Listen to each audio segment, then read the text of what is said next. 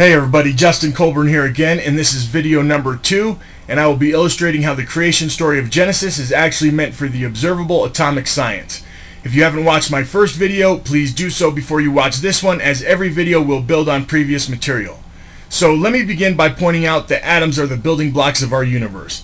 You can think of them like the Legos that everything in our universe is built with, only these Legos are more round in shape and they are in a constant state of motion and vibration. We cannot see these with our naked eyes, but we can observe atoms with powerful microscopes and see that our reality is not quite what it seems. Atoms are made up of only 3 fundamental particles of energy: positively charged protons paired with neutral neutrons, which can be found stuck together in what is called the nucleus, and then the smallest of the 3 particles being the negatively charged electron, which constantly orbits around them both. The electron is very strange, and scientists have a hard time nailing it down, but we will go more into that a little bit later. So everything we can see in our universe is made up of 3 different particles which combine to make atoms of different size and weight. Just think of individual Lego blocks in their many different sizes. There are currently 118 discovered atoms, and it's actually pretty basic when it gets down to the subatomic level before atoms start mixing together creating molecules. It's just protons, neutrons, and those weird orbiting electrons which build a logical house of elements called the periodic table.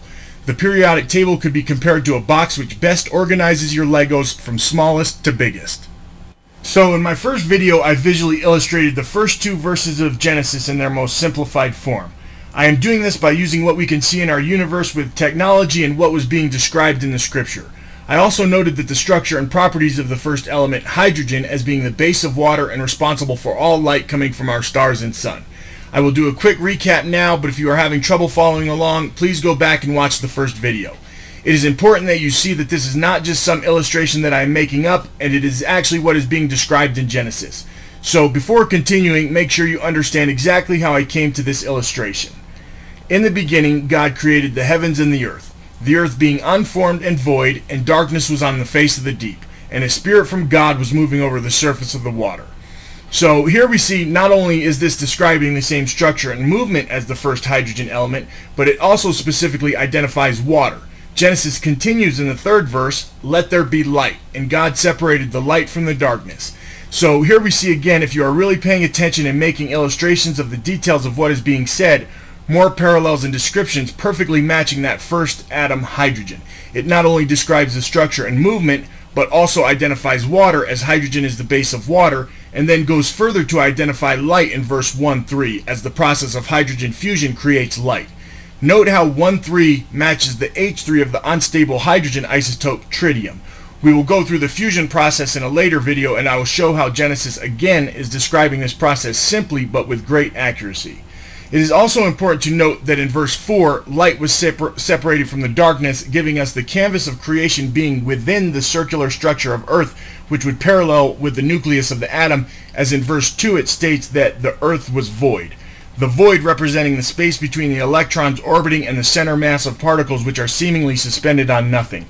And because in the 2nd verse it also states that the darkness was on the surface of the deep, we can conclude that the light being separated from the darkness was also in the deep. All illustrations lead to the surface of the deep being the canvas for creation story in Genesis, and we see that atomic structures build in the same manner. This structure here looks very much like the second and most commonly found hydrogen isotope deuterium, which consists of 1 proton, 1 neutron, and 1 electron orbiting the nucleus. The next verse of Genesis gives us a clear description of movement. It turns the movement of the Spirit of God on the surface of the water from the 2nd verse into a more specific path of movement. By saying there is evening and morning, a first day, it's specifically indicating a full single orbit or single rotation. We know this because we can observe our 24-hour day as being single rotations or single orbits of the Earth's crust. So by the end of verse 5 and the end of day 1 of creation in Genesis, we are left with the structure, specific movement, and the identification of both water and light. When we put this side by side with the first atoms of hydrogen, it becomes clear that they bear quite the resemblance to one another. Something that I also believe is noteworthy is how the Spirit of God is correlating to the electron particle. If you do a little independent research into the electron particle, you will see that this extremely tiny particle demonstrates some very strange behavior which baffles the minds of even the greatest scientists. Even Albert Einstein died not fully accepting the strange behavior of quantum mechanics, the electron particle in particular.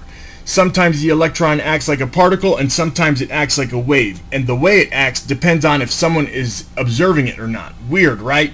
This is what scientists call particle-wave duality, and it has caused all kinds of uproar in the scientific community, having many questioning the very nature of our reality. Many New Age theories are popping up now that our technology has advanced, but the answers to all these questions have been here the whole time. Another interesting parallel, which will bring me to the topic of my next video, is that there are 7 days in the story of creation and 7 possible electron orbital energy levels, hence the 7 periods of the periodic table. Both 7s representing the same orbital movement. As you continue using Genesis in the context of the atomic science, coincidences become commonplace. Again and again and again, things just match up. In my next video, I will be explaining in detail how the holy grail of science, the periodic table of elements, gets its shape. The periodic table should be recognizable to anyone who has taken a basic science or chemistry class, as it is widely accepted by the scientific community, but we will review how the periodic table gets its shape. We will also see how its true nature has been hidden right before our eyes in the small print of our science books. Thank you for watching my video. Hope you enjoyed. God bless.